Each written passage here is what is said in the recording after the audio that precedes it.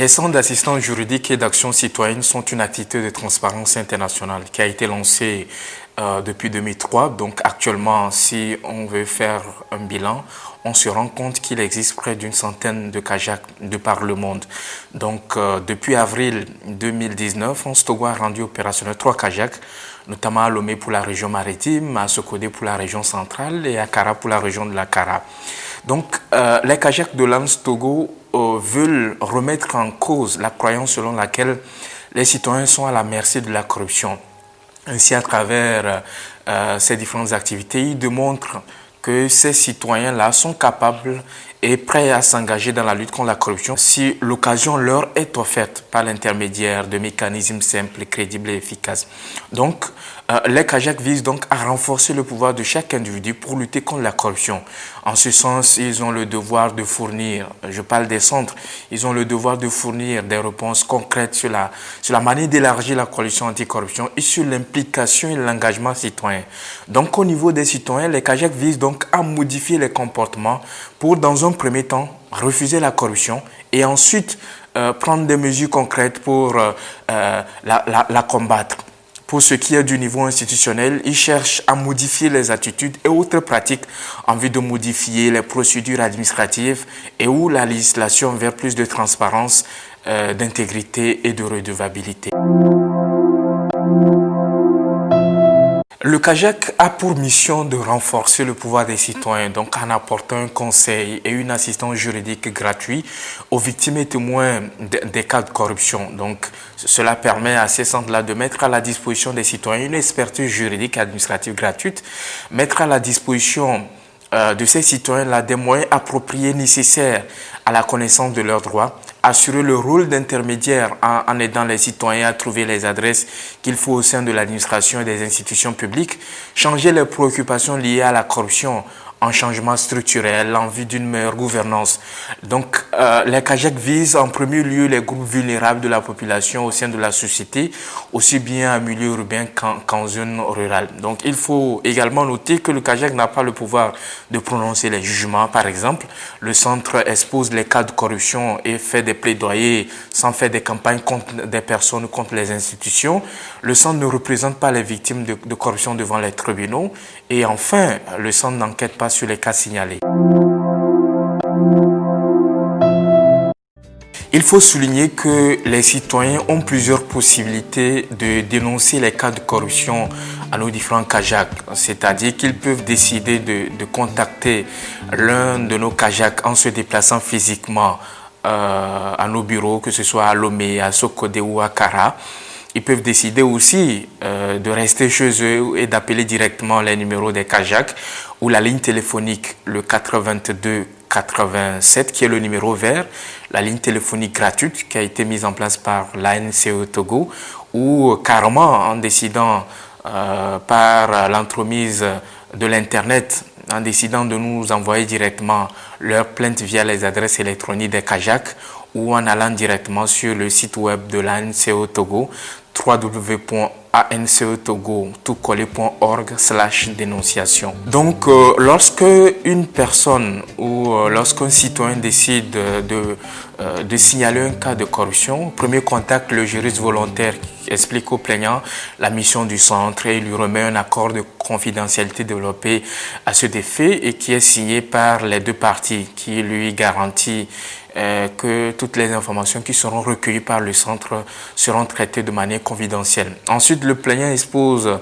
son cas en fournissant le cas échéant, les arguments prouvant l'existence de la corruption et par la suite, le juriste qui accueille le plaignant retranscrit ensuite toutes les informations recueillies sur le formulaire et constitue un dossier qui porte un numéro ou un ordre chronologique. Et toutes ces informations sont après reportées dans le système d'information du CAJAC, puisque au niveau de chaque CAJAC, nous avons ce que nous avons appelé les bases de données des plaintes. Donc le dossier est ensuite soumis alors à un conseiller juridique qui est le chef d'équipe au niveau de chaque CAJAC, qui l'étudie avec l'assistance des juristes volontaires. Et après, on procède à la formulation des conseils juridiques.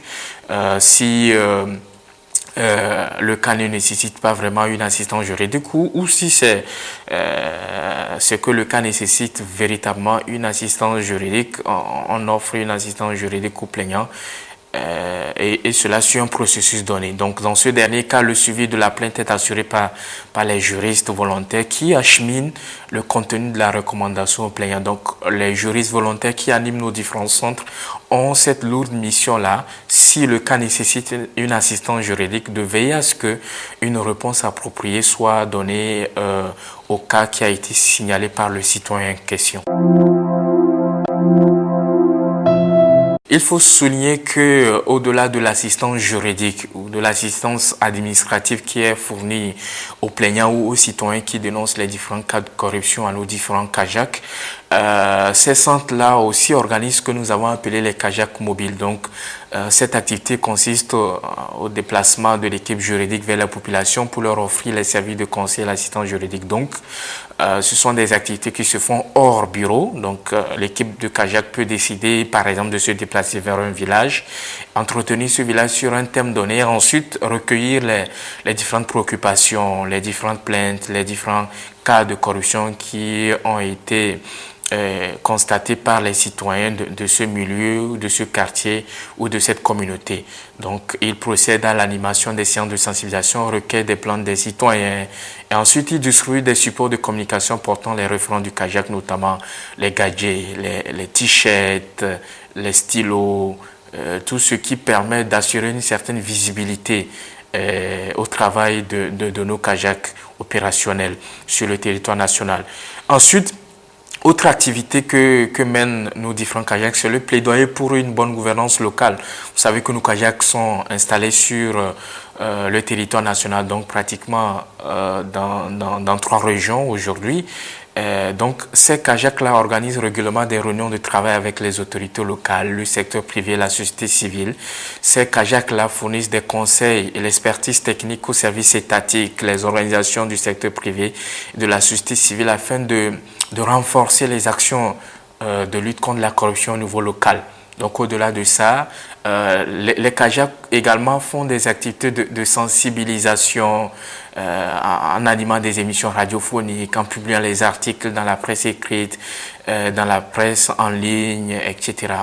Donc, histoire d'informer et de sensibiliser les populations sur la corruption ou sur les pratiques de corruption. Donc, au-delà de ça, nos CAJAC collaborent avec les acteurs locaux pour l'effectivité des outils de contrôle citoyen de l'action publique.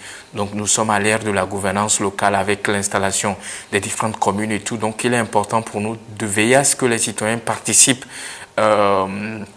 au développement local, donc participent à une veille citoyenne, au contrôle citoyen de l'action publique. Donc, nous aidons les autorités locales à remplir efficacement cette mission.